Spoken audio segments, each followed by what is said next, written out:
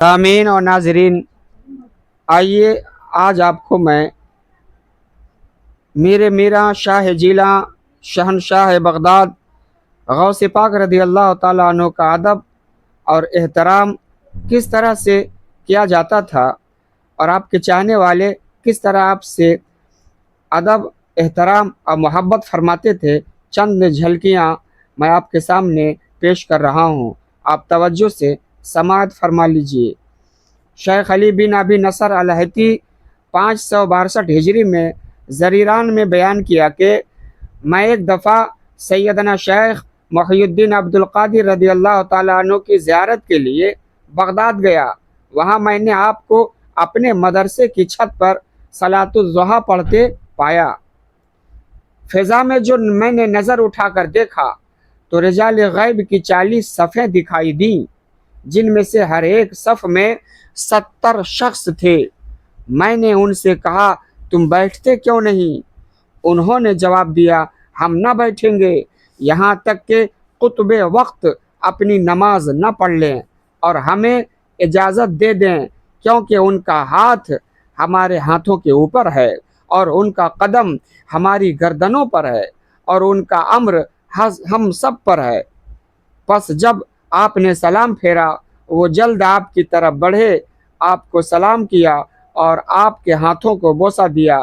شیخ علی کا قول ہے کہ جب ہم سیدنا شیخ عبد القادر رضی اللہ تعالیٰ عنہ کو دیکھ لیتے تو سب نیکی کو دیکھ لیتے۔ بہجت الاسرار صفحہ نمبر 19 پر یہ واقعہ درج ہے۔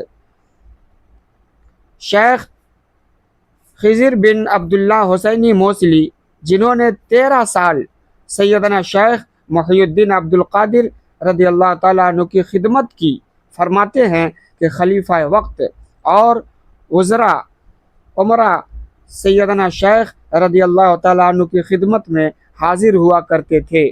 اگر آپ بیٹھے ہوتے تو اٹھ کر گھر میں چلے جاتے، جب وہ آپ کے پیچھے آتے تو آپ دولت خانہ سے نکلتے تاکہ ان کے لیے اٹھنا نہ پڑے۔ آپ ان سے سخت کلام فرماتے اور نصیحت بہت کرتے۔ وہ آپ کے ہاتھ مبارک کو بوسہ دیتے اور آپ کے سامنے تواضع انکسار سے بیٹھتے۔ جب آپ خلیفہ وقت کو لکھتے تو یوں تحریر فرماتے عبد القادر تجھے حکم دیتا ہے اور اس کا حکم نافذ ہے اور اس کی اطاعت تجھ پر واجب ہے، وہ تیرا پیشوا اور تجھ پر حجت ہے۔ جب خلیفہ وقت کو آپ کے خط مبارک کے مضمون سے آگاہی ہوتی تو میں اسے بوسہ دیتا اور کہتا کہ سیدنا شیخ عبد القادر رضی اللہ عنہ نے سچ فرمایا۔ شیخ ابو القاسم محمد بن احمد بن علی الجہنی فرماتے ہیں کہ میں سیدنا شیخ محی الدین عبد القادر رضی اللہ عنہ کی کرسی کے نیچے بیٹھا کرتا تھا اور آپ کے نقیب کرسی کے پایا پر دو شخص بیٹھا کرتے تھے، اور اس طرح بیٹھنے والے ولی یا صاحب حال ہوا کرتے تھے، اور آپ کی کرسی کے نیچے ایسے اشخاص بیٹھا کرتے تھے جو ہیبت میں گویا شیر ہوتے تھے۔ ایک دفعہ آپ کرسی پر اپنے کلام میں ایسے مستغرق ہوئے کہ آپ کے عمامے کا ایک پیچ کھل گیا اور آپ کو خبر نہ ہوئی۔ یہ دیکھ کر سب حاضرین نے اپنے عمامے کلاه سمیت کرسی کے نیچے پھینک دیے۔ جب آپ اپنے کلام سے فارغ ہوئے تو آپ نے اپنا عمامہ درست کر لیا اور مجھ سے فرمایا ابو القاسم لوگوں کو ان کے عمامے اور کلاه دے دے۔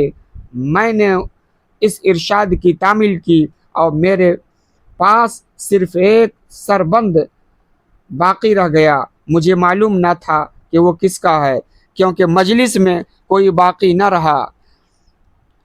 حضور غوث پاک رضی اللہ عنہ نے فرمایا کہ یہ سربند مجھے دے دو۔ میں نے وہ سربند آپ کو دے دیا۔ آپ نے دوش مبارک پر رکھ لیا، مگر یکایک وہ غائب ہو گیا۔ میں حیران رہ گیا۔ جب سیدنا شیخ عبد القادر رضی اللہ تعالیٰ عنہ کرسی سے نیچے اترے تو میرے کندھے پر سہارا لیا اور فرمایا، ابو القاسم، جب یہاں اہل مجلس نے اپنے امامے پھینک دیے تو اصفہان میں ہماری ایک بہن نے اپنا سربند پھینک دیا۔ جب تو نے لوگوں کو امامے واپس کر دیے اور اس سربند کو میں نے اپنے دوش پہ رکھ لیا تو اس بہن نے اصفہان سے اپنا ہاتھ بڑھایا اور اپنا سربند لے لیا۔ بہجت الاسرار صفحہ نمبر 92 میں یہ واقعہ موجود ہے۔ میرے پیارے اسلامی بھائیوں، آپ ذرا غور کریں اور سوچیں کہ شہنشاہ بغداد شیخ عبد القادر رضی اللہ تعالیٰ عنہ کا کس طرح سے لوگ ادب اور احترام کیا کرتے تھے۔ چنانچہ شیخ عبد الرزاق اور شیخ عمر بزاز اور شیخ ابو اسحاق ابراہیم بن سعید الداری فرماتے ہیں کہ سیدنا شیخ محی الدین عبد القادر رضی اللہ عنہ جب جمعہ کے دن جامع مسجد کو تشریف لے جاتے تو لوگ بازاروں میں کھڑے ہو جاتے اور آپ کے وسیلہ سے اللہ تعالیٰ سے قضائے حاجات کی دعا مانگتے۔ ایک روش و خاموشی کے جامع تھے۔ ایک دن جامع مسجد میں جمعہ کے دن آپ کو چھینک آئی تو لوگوں نے چھینک کا جواب دیا تو مسجد گونج اٹھی۔ تمام کہہ رہے تھے یرحمک اللہ۔ اس وقت خلیفہ مستنجد باللہ جامع مسجد کے دالان میں تھا۔ وہ بولا، یہ شور کیسا ہے؟ اسے کہا گیا کہ سیدنا شیخ عبد القادر جیلانی رضی اللہ عنہ نے چھینک لی ہے۔ یہ سن کر وہ خوف زدہ ہو گیا۔ بہجت الاسرار صفحہ نمبر 98 میں یہ واقعہ موجود ہے۔ آپ اور آگے بڑھیں اور غور کریں۔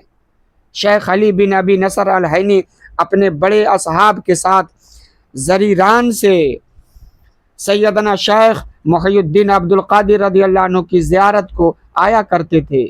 جب وہ بغداد کے قریب پہنچتے تو اپنے اصحاب سے فرماتے، دریائے دجلہ میں غسل کر لو، اور بعض دفعہ خود بھی ان کے ساتھ غسل کرتے۔ پھر ان سے فرماتے، اپنے دلوں کو صاف کر لو اور خطرات کو روکو، کیونکہ ہم سلطان کی خدمت میں حاضر ہونے کو ہیں۔ جب بغداد میں داخل ہوتے تو لوگ آپ سے ملتے اور آپ کی طرف بھاگ کر آتے، مگر آپ ان سے فرمایا کرتے تھے کہ سیدنا شیخ عبد القادر رضی اللہ عنہ کی طرف بھاگو، ان کی طرف جاؤ۔